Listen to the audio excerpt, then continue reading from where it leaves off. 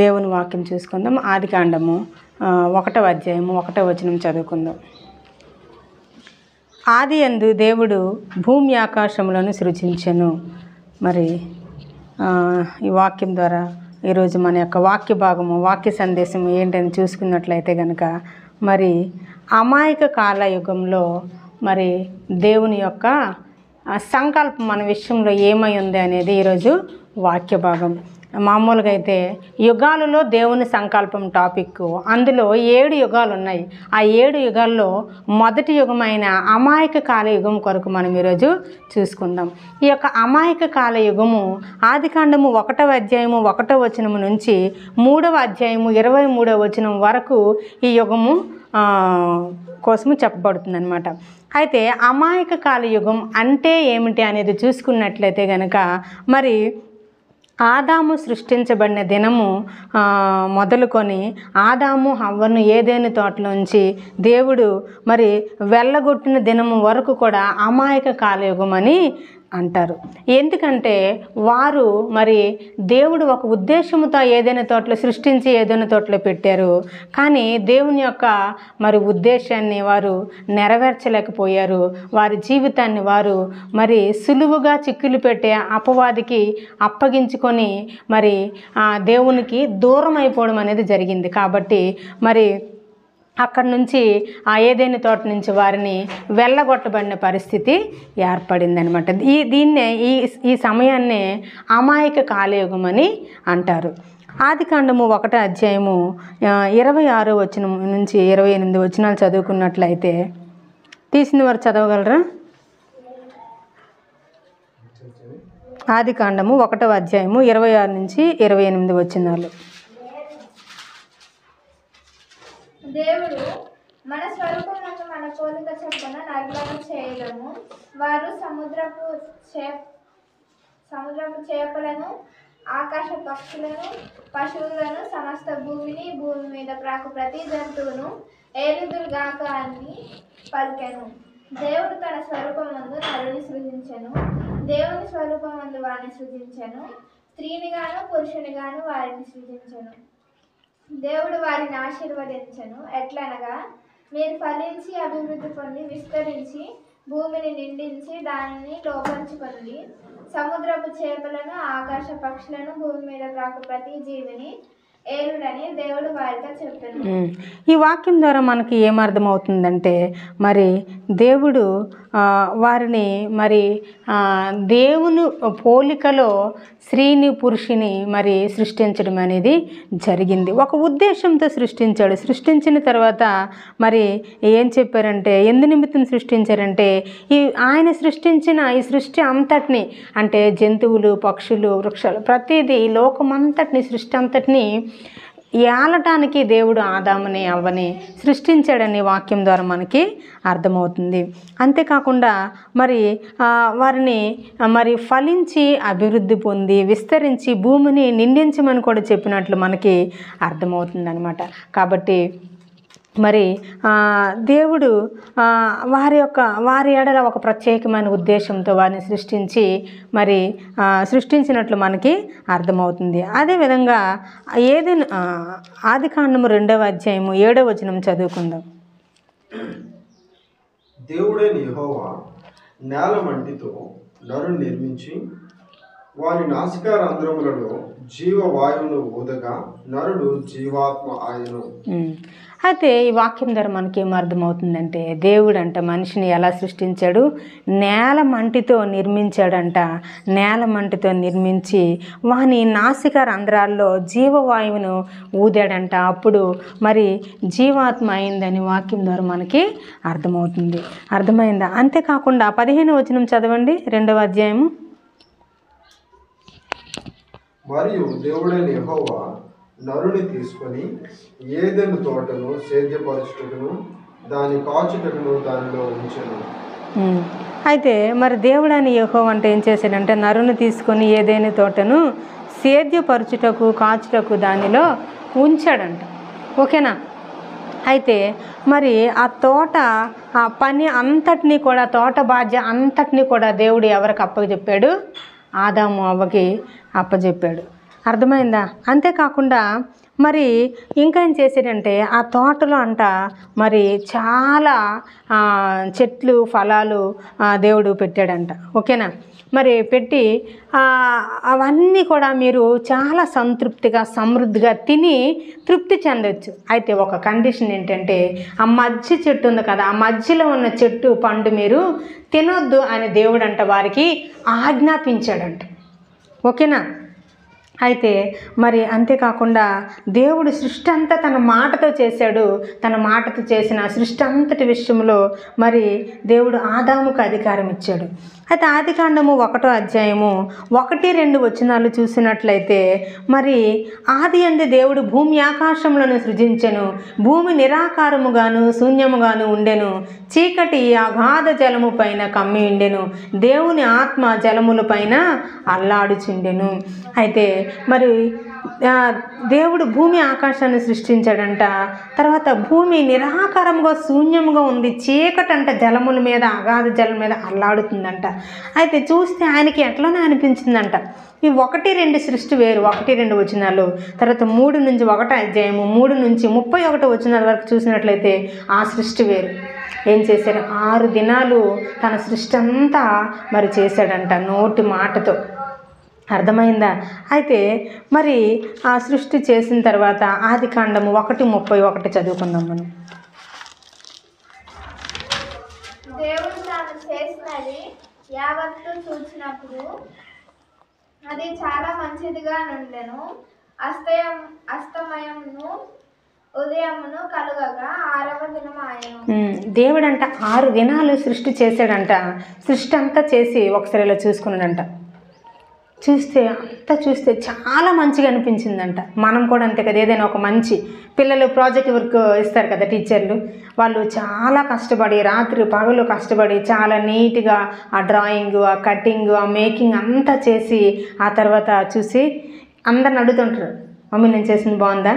ఇంకా వాళ్ళ చుట్టుపక్కల ఉన్న వాళ్ళ ఫ్రెండ్స్కి అందరికి అడుగుతుంటుంది ఎలా ఉంది బాగుందా అని. బాగుందని కానీ చాలా సంతోషిస్తారు కదా. అలా మరి దేవుడంట సృష్టి అంతా చేశాక చూసి అంత సృష్టి చూసాడంట. అసలు నిరాకారముగా శూన్యముగా చీకటితో నిండి ఉన్న భూమి అంతా కూడా ఎలా ఉందంట ఒక్కసారి. మరి అన్ని చెట్లు జంతువులు పక్షులు అన్నీ వచ్చాక కిలకిల చాలా సంతోషంగా ఆనందంగా ఉండగాన దేవునికి చూడగానే చాలా మంచిగా అనిపించిందట. సృష్టి అంతా చూడగానే అబ్బాయి ఎంత బాగుంది, చాలా మంచిగా ఉంది అన్నాడంట. ఓకేనా? అదేవిధంగా ఆదికాండం 2వ అధ్యాయము 18వ వచనం చదవండి. మరియు దేవుడైన యెహోవా నరుడు ఒంటరిగా మంచిది కాదు, వానికి సాటి అయిన సహాయము వాని కొరకు చేయుదుననుకొనెను. అయితే మరి ఇక్కడ 2వ అధ్యాయం 18వ వచనంలో చూసినట్లయితే నరుడు మరి ఒంటరిగా ఉండడం అనేది మరి మంచిగా అనిపించట్లేదంట, మంచిది కాదు అనిపించిందంట. అంత బాగానే ఉంది, పక్షులు మొక్కలు అన్ని జంతువులు అన్నీ కిలకిల్లాడుతున్నాయి. కానీ తను సృష్టించిన మనిషి ఆదాము ఒక్కడే తిరుగుతున్నాడంట ఒంటరిగా. ఆయనతో మాట్లాడడానికి ఎవరు లేరు, ఆడుకోవడానికి ఎవరు లేరు. ఆయన ఆ ప్రాబ్లమ్స్ ఏదైనా షేర్ చేసుకో, ఆయన సంతోషము దుఃఖము షేర్ చేసుకోనికి ఎవరు లేరంట. చూసాడంట దేవునికి మంచిగా అనిపించలేదంట. ఓకేనా? మంచిగా అనిపించకపోతే ఏం చేశాడంట, వెంటనే వానికి సాటి అయిన సహాయమును వాని కొరకు చేయుదును అనుకున్నాడంట.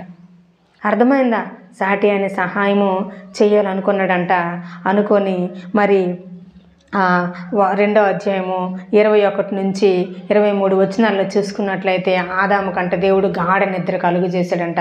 గాఢ నిద్ర కలుగు చేసి అక్కడేమో మరి సర్జరీ చేశాడంట.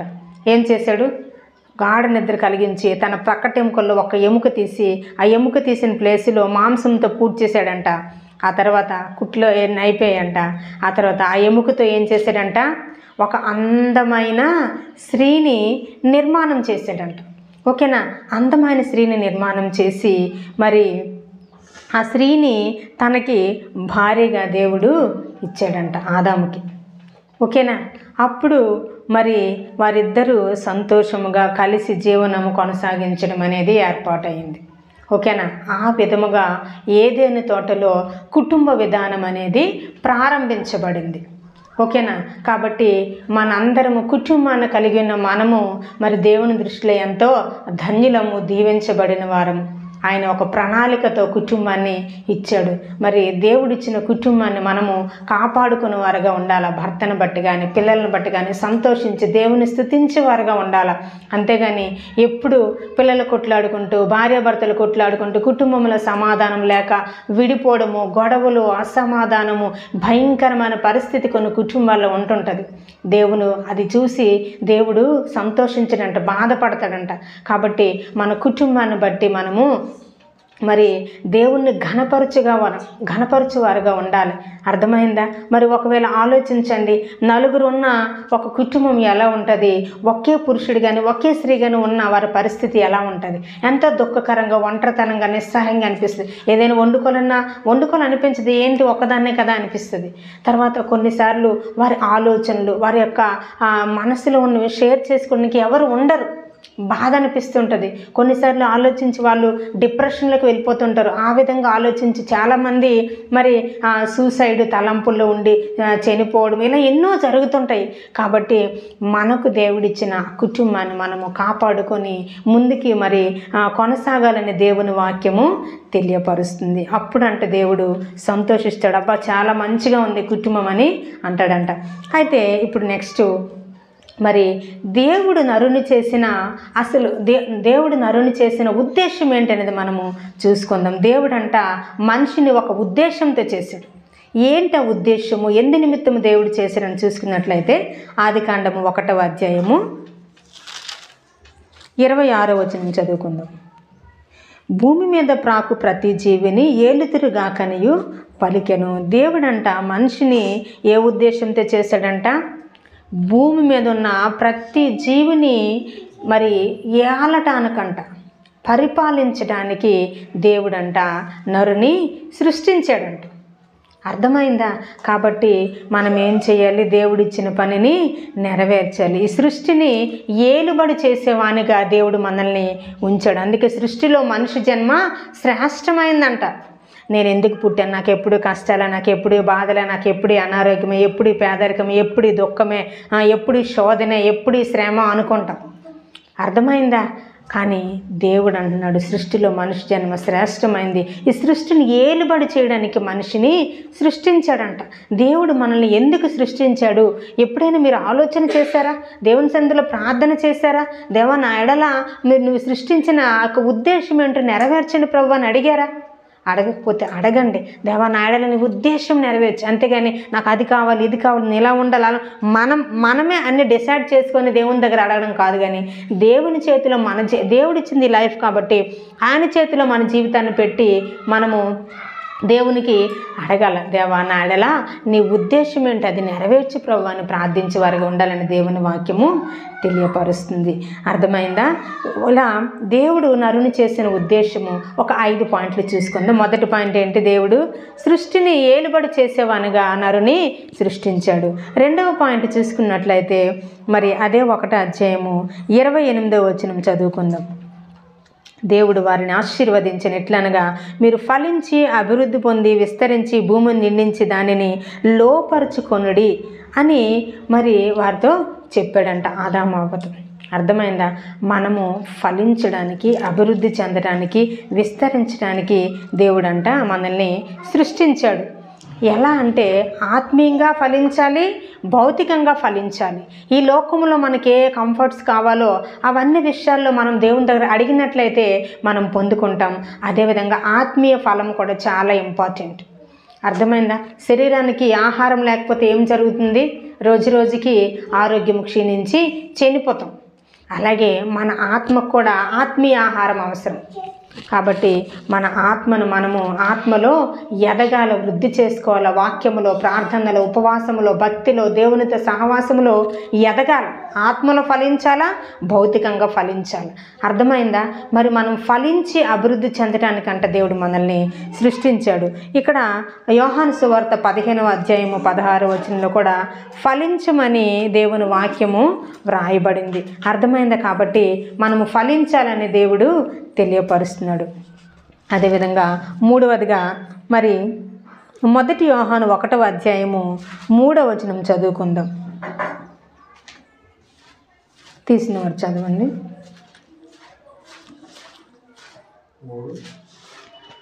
1వ అధ్యాయము 3వ వచనం. 1 యోహాను.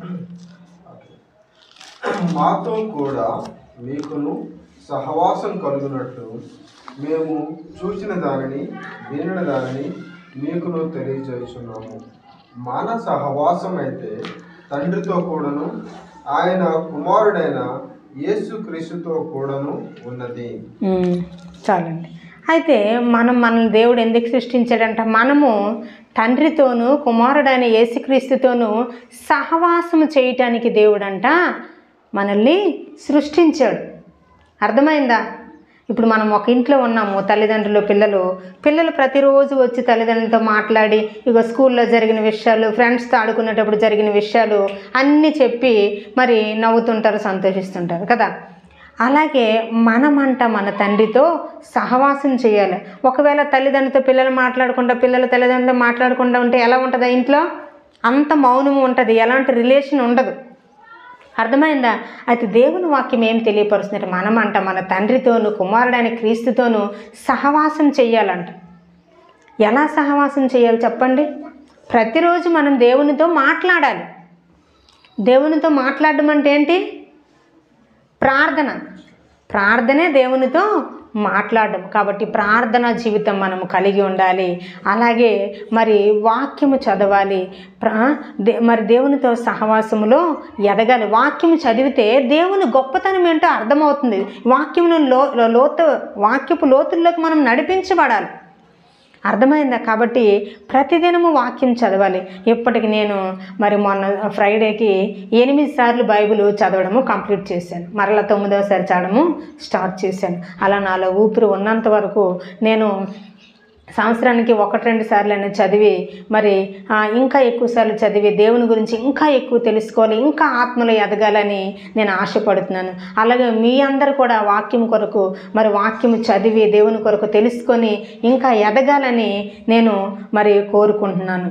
అలా ఎదిగినట్లయితే దేవునికి అది ఇష్టమైన కార్యం అంట. ఇది ఎన్నో పాయింట్ మనం చూసుకున్నాము. 3వది. 4వదిగా చూసుకున్నట్లయితే అంతేకాకుండా యోబు గ్రంథము 22:21 చదువుకుందాం. మరి దేవునితో సహవాసం చేస్తే ఏమి జరుగుతుందని చూసినట్లయితే 22:21 ఆయనతో సహవాసము చేసిన ఎడల నీకు సమాధానము కలుగును, అలాగున నీకు మేలు కలుగును. అర్థమైందా? ఆయనతో సహవాసం చేస్తే మనకి సమాధానం కలుగుతుందంట, మేలు కలుగుతుందంట. మరి మన జీవితాల్లో సమాధానము చాలా అవసరం కదా. ఎన్నో కుటుంబాల్లో సమాధానము లేక గొడవలు, టీవీలు పడేస్తుంటారు, కూలర్లు ఎత్తేస్తుంటారు, చైర్లు ఎరగొట్టేస్తుంటారు. కాబట్టి ఏమి ఉందా అని ఆలోచించరు. అది ఎంత కాస్ట్లీ, ఎంత విలువైనది అని ఆలోచించరు. ఎంతోమంది చెప్తుంటారు తాగి గొడవ పడుతుంటారు, ఆ ఫోన్ అంట గోడకేసి కొడతారంట, ఆ ఫోను ముక్కలైపోతుంటుందంట. ప్లేట్లు విసిరేస్తుంటారు మంచి కూర లేదని తాగొచ్చు. అర్థమైందా? ఇలా ఎన్నో మరి వింటుంటాం. ఓకేనా? అయితే మరి మనకి సమాధానం కావాలంటే మనం ఏం చేయాలంటే దేవునితో సహవాసం చేయాలి. దేవునితో సహవాసం చేసినట్లయితే కనుక మనకు సమాధానం కలుగుతుంది, అదేవిధంగా మేలు కలుగుతుందంట. మనం ఎంతో కాలంగా ఒక మేలు జరగాలని ఎదురు చూస్తున్నాము. ఎన్నో విషయాల కోసం ప్రార్థన చేస్తుంటాం, ఎన్నో కావాలని. మా ఇంటిలో దేవుని ఆశీర్వాదం చూడాలి, పేదరికం పోవాలి, అప్పులు తీర్చబడాలి, మరి మంచి ఉద్యోగం కావాలి, పిల్లలు మంచిగా చదువుకోవాలి, మంచి ఆహారం వస్త్రము కావాలి, మరి ఇలా ఎన్నో విషయాలు అడుగుతుంటారు. ఇవన్నీ మేలులే కదా. ఇలాంటి మేలులన్నీ పొందుకోవాలంటే మనం ఏం చేయాలంటే దేవునితో సహవాసం చేయాలి, దేవునితో మనం గడపాలి. మన సమయము ప్రతిదినం ఎంతో వృధా చేస్తుంటారు, ఫోన్తో టైంపాస్ చేస్తుంటారు, యూట్యూబ్లోకి వెళ్ళి ఒకటి చూడలేని ఇంకేదేదో చూడకూడనివన్నీ చూసేస్తుంటారు, టీవీతో టైంపాస్ చేస్తుంటారు, ఎవరైనా మనుషులు వస్తే ముసలము ముచ్చట్లు చెప్పుకుంటూ టైంపాస్ చేస్తుంటారు. అర్థమైంది? అవన్నీ దేవునికి ఇష్టం లేని కార్యాలు. మనం ఎవరితో సహవాసం చేయాలంట? దేవునితో సహవాసము చెయ్యాలంట. అప్పుడు మనకి మేలు కలుగుతుంది. మనం హృదయంలో ఏది కావాలని అడుగుతామో దేవుడు దయచేస్తారని వాక్యం ద్వారా మనకి అర్థమవుతుంది. అదేవిధంగా 4వదిగా ఆదికాండము 2వ అధ్యాయము 15వ వచనం చదువుకుందాం. మరియు దేవుడైన యెహోవా నరుని తీసుకొని ఏదైనా తోటను సేద్యపరచుటకును దాని కాచుటకును దానిలో ఉంచెను. దేవుడంట నరుని ఏదైనా తోటలో ఎందుకు ఉంచాడంట? దానిని కాచుటకు, సేద్యపరచుటకు, కాచుటకు. ఆ ఏదైనా తోట అంట మరి చక్కగా ప్రతిదినము నీట్గా ఆకులన్నీ పడిపోతుంటాయి కదా, అవన్నీ క్లీన్ చేయటానికి, అలాగే మరి దాన్ని కాయటానికి, ఏ జంతువులు వచ్చి ఆ చెట్లు నాశనం చేయకుండా మరి ఆ తోట కాయటానికంట.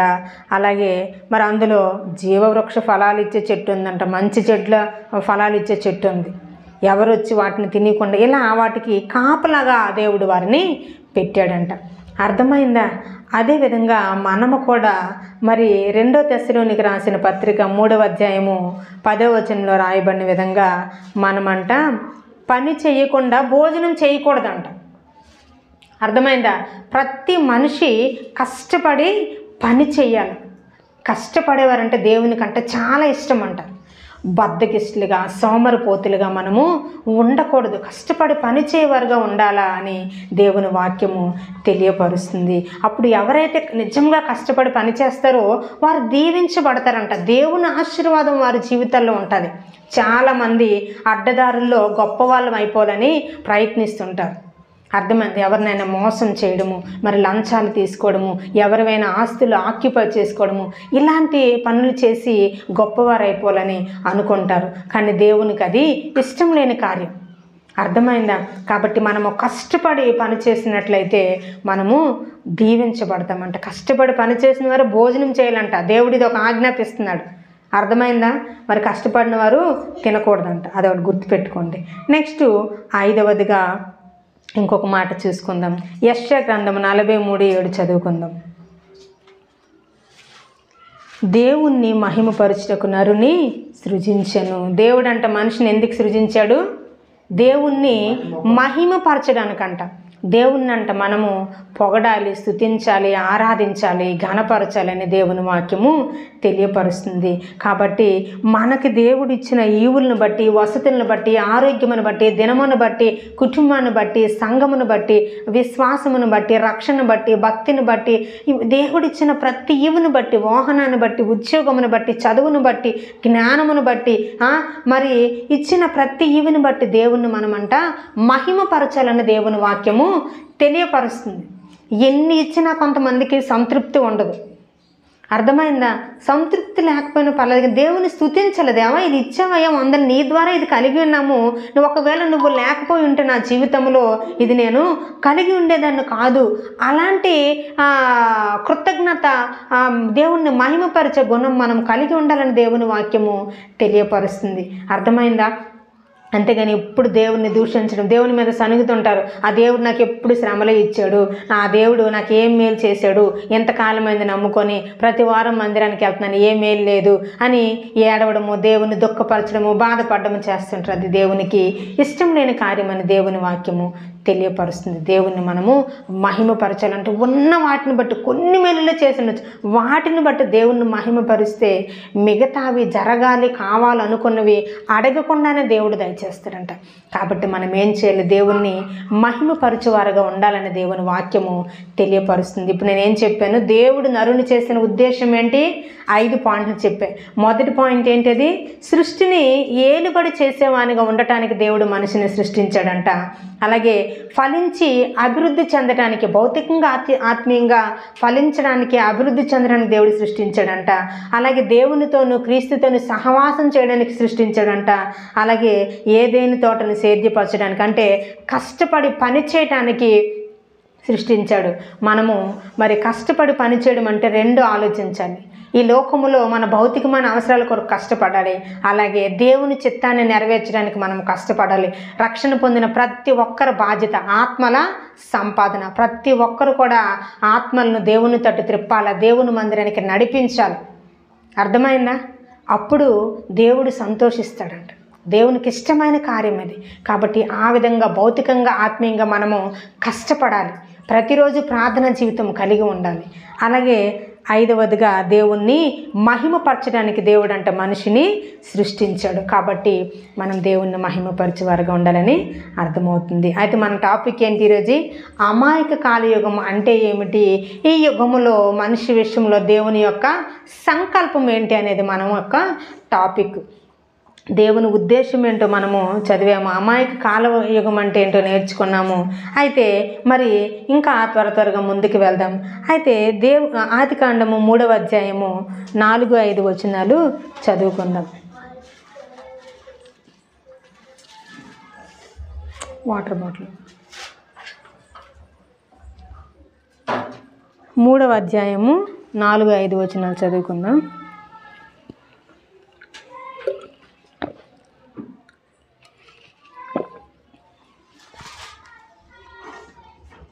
అందుకు సర్పము, మీరు చావనే చావరు, ఏలైనగా మీరు వాటిని తినుదినమున మీ కన్నులు తెరవబడుననియు, మీరు మంచి చెడ్డలను ఎరిగిన వారై దేవతల వలె ఉండురనియు దేవునికి తెలియనని స్త్రీతో చెప్పగా. 2వ అధ్యాయము 17వ వచనం చదువుకుందాం. ఆదికాండంలో అయితే మంచి చెడ్డల తెలుగు నుంచి వృక్ష ఫలములను తినకూడదు, నీవు వాటిని తిను దినమున నిశ్చయంగా చచ్చెదు అని నరునికి ఆజ్ఞాపించు. అయితే ఇక్కడ దేవుడు ఒక మాట మనిషితో చెప్పాడు. ఏంటంట? మంచి చెడ్డల తెలివినిచ్చి వృక్ష ఫలములు తోటలో ఉన్నాయి, మీరు తినకూడదు. ఒకవేళ మీరు తిన్నట్లయితే కనుక ఖచ్చితంగా మీరు మరణిస్తారు అని మనిషికి ఆజ్ఞాపించాడంట ఆదాముకి. ఇక్కడ 3వ వచనం 4వ వచనం చదివాము. ఏంటి అక్కడ? సర్పం వచ్చి మరి మనిషితో ఒక మాట చెప్తుందంట. ఇక్కడ ఏదైనా మీకు తోటలో ఏవైనా తినొద్దని చెప్పాడా దేవుడు? అవును. ఏంటి? ఆ మధ్యలో మంచి చెడ్డల తెలివిని చెట్టు ఉంది కదా, ఆ చెట్టు పళ్ళు తినొద్దని చెప్పాడు. ఇదిగో మీరు కానీ ఆ పళ్ళు తింటే ఏం జరుగుతుందంటే చాలా మీ యొక్క కన్నులు తెరవబడతాయి, మీరు మంచి చెడ్డల్ని ఎరిగిన వారే దేవతల్లా అయిపోతారు. అర్థమైందా అని స్త్రీతో చెప్తుందంట. ఏం చెప్తుంది? మోసపుచ్చుతుంది. అర్థమైందా? ఇప్పుడు సర్పం మాట నమ్మాలా, దేవుని మాట నమ్మాలా? దేవుని మాట నమ్మాలి. దేవుడు మన తండ్రి, మన సృష్టికర్త. ఆయన మనకు మేలు చేస్తాడా? సర్పం మనకు మేలు చేస్తుందా? దేవుడు మేలు చేస్తాడు. దేవుని మాట వినాలి కదా. మరి నిజంగా అందుకే అమాయక కాలయుగం అని మనం ఈ యొక్క టాపిక్కి పేరు పెట్టడం జరిగింది. ఎంత అమాయకురాలైన ఆ స్త్రీ అవ్వ మరి చాలా ఈజీగా సులువుగా అపవాదికి లోబడిపోయిందంట. లోబడిపోయి ఏం జరిగింది? ఆ పండు అంట చెప్పగానే ఆ పండు తీసుకొని తినేసిందంట, తన భర్తకు కూడా ఇచ్చిందంట. అర్థమైందా? దాని ద్వారా వారు ఎన్నో మేలుల్ని కోల్పోయారు. మొదటగా ఏం కోల్పోయారంట?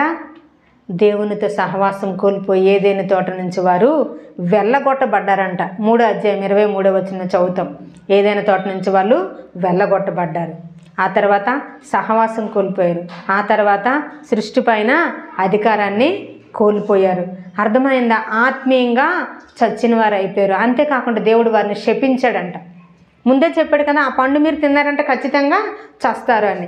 ఆ విధముగా వారు ఆ విధంగానే మనిషికి మరి మరణం అనేది సంక్రమించింది, మరణం అనేది వచ్చింది. ఆ విధంగా వారు తప్పు చేయడం వల్ల. ఓకేనా?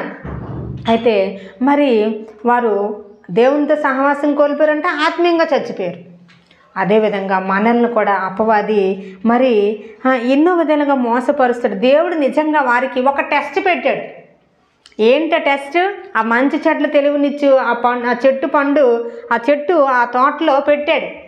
దేవుడు పెట్టిన టెస్ట్లో వాళ్ళు మరి వీళ్ళు విధేయత కలిగి ఉంటారా లేదా అని దేవుడు చూస్తే వాళ్ళు ఏం చేశారు? ఆజ్ఞను అతిక్రమించారు. ఇద్దరు కూడా అతిక్రమించి మరి అపవాదికి చోటిచ్చాడు. ఓకేనా? అలాగే మనల్ని కూడా దేవుడు అనేకమైన శోధనలు కూడా నడిపించి మనల్ని కూడా పరీక్ష పెడుతుంటాడు. మనమేం చేయాలి? మరి అపవాది తంత్రాలను గుర్తెరిగిన వారే మనము ఈ లోకాన్ని మరి జయించాలి, అపవాదిని ఎదిరించాలని దేవుని వాక్యము తెలియపరుస్తుంది. సులువుగా మనము ఎన్నోసార్లు పడిపోతుంటాం. చాలామంది చాలా విషయాలు పడిపోతుంటారు. ఎవరికి ఏది వీక్ పాయింట్ ఉందో అపవాదికి తెలుసు, దానితోనే శోధిస్తుంటాడు. ఏంటంట, కొంతమందికి మరి తాగే అలవాటు ఉంటుంది, కొంతమందికి వ్యభిచారం వేశ్యల దగ్గరికి వెళ్ళే అలవాటు ఉంటుంది, కొంతమందికి మరి పోర్నోగ్రఫీ చూసే అలవాటు ఉంటుంది, కొంతమంది లంచగొండలు ఉంటారు, కొంతమంది ఇతరులను మోసం చేసి అన్యాయం చేసి మరి చాలా చక్కగా జీవించాలని అలాంటి అలవాటు ఉంటుంది. కొంతమంది మరి ఫోన్ ఎడిక్షన్ బాగా ఉంటుంది, కొంతమందికి సీరియల్ ఎడిక్షన్ ఉంటుంది, కొంతమందికి సినిమాలు పాటలు మరి ఆ సినిమా పాటలు బాగా పాడడము ఇలాంటి అలవాటు. ఇవన్నీ కూడా అపవాది గుర్తెరిగి మరి వాటి ద్వారానే శోధన వస్తుంది. ఎవరికి దేనికి ఈజీగా పడిపోతారో అది శోధన పెట్టి మనిషి అపవాదికి సులువుగా లోబడిపోయేలా చేస్తుంటాడు. అర్థమైందా? కాబట్టి అపవాది తంత్రాలను గుర్తెరిగి మనము మరి బలముగా నిలబడి లోకాన్ని జయించాలి. ఓకేనా? ఆదికాండం 3వ అధ్యాయము 15వ వచనం చదువుకుందాం. మరియు నీకును స్త్రీకిని నీ సంతానమునకును ఆమె సంతానమునకును వైరము కలుగజేసేదను, అది నిన్ను తల మీద కొట్టును, నీవు దానిని మడి మీద కొట్టుదు అని చెప్పాను. సర్పాన్ని దేవుడు మరి శపించాడు. అర్థమైందా? నీకు స్త్రీ సంతానానికి, నీకు అంటే సర్పానికి, స్త్రీ సంతానం ఇక్కడ ఎవరు చెప్పండి? స్త్రీ సంతానము యేసుప్రభు. మన అందరము స్త్రీకే పుట్టామా? స్త్రీకే పుట్టాము, కానీ యేసుప్రభు వారు పరిశుద్ధాత్మ ద్వారా మరియమ్మకు పుట్టారు. అదే మనం ఎవరికి పుట్టాము? స్త్రీ పురుషుల కలయిక ద్వారా మనకి అమ్మా నాన్న ఉన్నారు. ఓకేనా? కాబట్టి మనము మరి మనుషులంతా పురుష సంతానం అంట, యేసుప్రభు వారు స్త్రీ సంతానం అంట. అర్థమైందా? ఇది మనము గుర్తెరగాల. అయితే ఇది ఒక ప్రవచనము, మరి ఇది నెరవేర్పు జరిగింది. ఏం జరిగింది? స్త్రీ సంతానం అని యేసుప్రభు వారి లోకానికి వచ్చారు. ఎవరైతే యేసుప్రభు వారిని నమ్మి మారు మనసు పొంది బాప్తిస్మం తీసుకొని రక్షించబడతారో వారంట ఏం జరుగుతుంది? వారు ఈ లోకాన్ని జయించి మరి పరలోకములో నిత్య జీవం పొందుకుంటారంట. మనల్ని దేవుడు ఎందుకు సృష్టించాడు? ఆ నిత్య జీవంలోకి నడిపించడానికి. అర్థమైందా? ఆయనను రక్షకుడుగా అంగీకరించిన వారంట మరి అపవాది ఆ నరకము కాలుచున్న అగ్నిగుండంలోనికి మనము నడిపించబడతాము. కాబట్టి మనం ఏం చేయాలంటే మరి యేసుప్రభు వారిని రక్షకుడుగా అంగీకరించాలి. ఏదైతే అపవాది అవ్వను ఆదామును మోసపుచ్చి వారికున్న అధికారాన్ని కోల్పోయేలా చేసిందో, మరలా యేసుప్రభు వారి లోకానికి మనిషిగా వచ్చి ఆ అధికారాన్ని తన చేతిలోకి తీసుకున్నారు. చదువుదామా? మత్తయి సువార్త 28:18 చదవండి.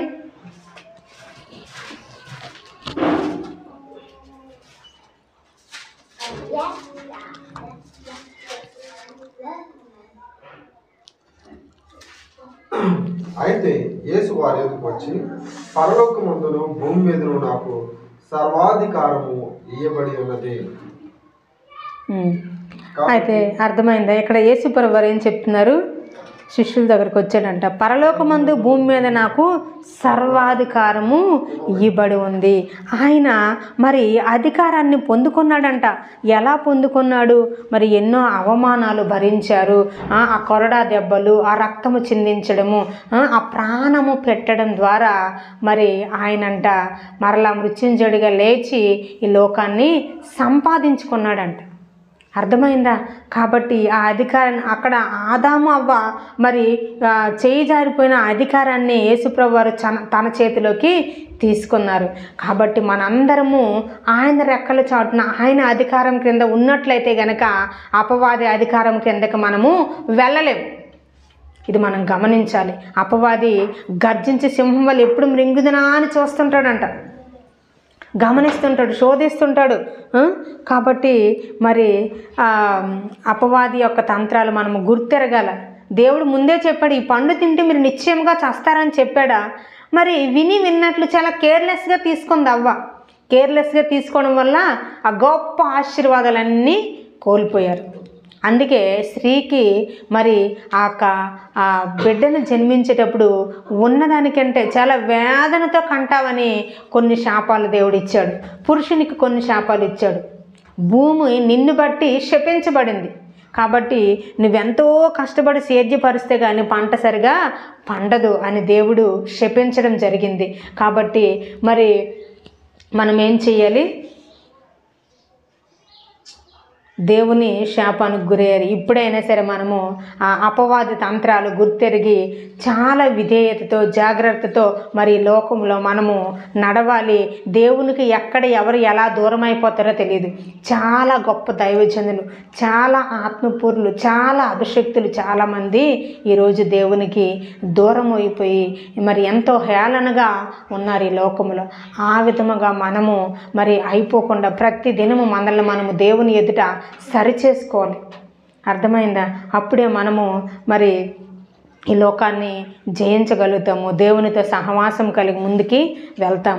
అర్థమైందా? మరి 1 పేతురు 5వ అధ్యాయము 8వ వచనం చదువుకుందాం.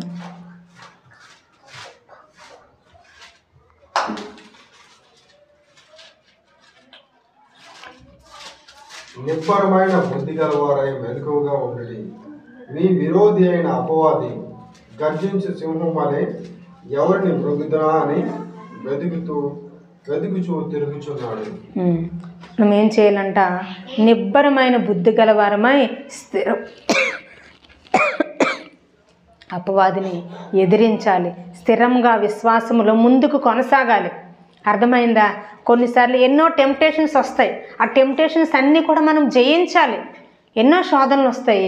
మరి ఆ శోధన జయించుకుంటూ ముందుకు వెళ్ళినప్పుడే మనము ఆ విశ్వాసములు ముందుకు వెళ్ళినప్పుడే దేవునితో మనం సహవాసం కలిగి ఉంటాము. ఆ నిత్య జీవాన్ని మనమే పొందుకుంటాము. అంతేగాని మరి శోధన రాగానే పడిపోయి మరలా వెనక్కి వెళ్ళిపోయేవారుగా ఉండకూడదు. ఆ పాత జీవితం వైపు మనము వెళ్ళిపోకూడదు. మరి ఈ యుగములో మరి దేవుని యొక్క సంకల్పం మనిషి విషయంలో నెరవేర్చబడిందా? లేదు. మనిషి ఫెయిల్ అయిపోయాడు. ఏ విధంగా ఫెయిల్ అయిపోయాడు? ఆ సర్పం యొక్క కుయుక్తికి, సర్పం యొక్క మాటలకి సులువుగా పడిపోయారు.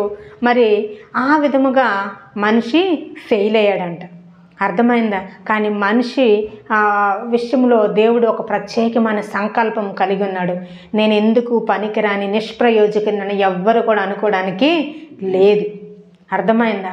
మనిషి ప్రతి దినము ప్రతి క్షణము ఫెయిల్ అవుతూనే ఉంటాడు. కానీ మనల్ని పాస్ చేయడానికి మనం వెన్నంటే యేసు ప్రభు వారు ఉండి తన హస్తాన్ని తోడుగా ఇచ్చి మనల్ని మరి ముందుకి నడిపిస్తాడు. కాబట్టి మనము ఆయన మీద ఆధారపడి ముందుకు కొనసాగినట్లయితే లోకాన్ని జయించి ఆయన నిత్య జీవాన్ని మనము స్వతంత్రించుకుంటామని వాక్యం ద్వారా అర్థమవుతుంది. ఈ యొక్క అమాయక కాల యుగములో మనిషి ఏ విధముగా అమాయకుడిగా ఉండి ఎలా మరి అపవాది యొక్క కుయుక్తిలో పడిపోతున్నాడు అనేది మరి చక్కగా అర్థమైందని నేను అనుకుంటున్నాను. అంతేకాకుండా దేవునికి మన ఎడల ఒక ప్రత్యేకమైన సంకల్పం ఉందని కూడా ప్రతి ఒక్కరూ గుర్తెరగాలి.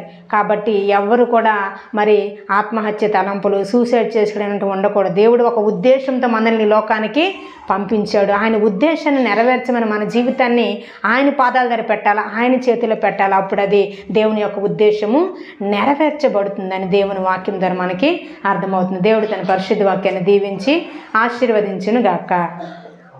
ఆమేన్.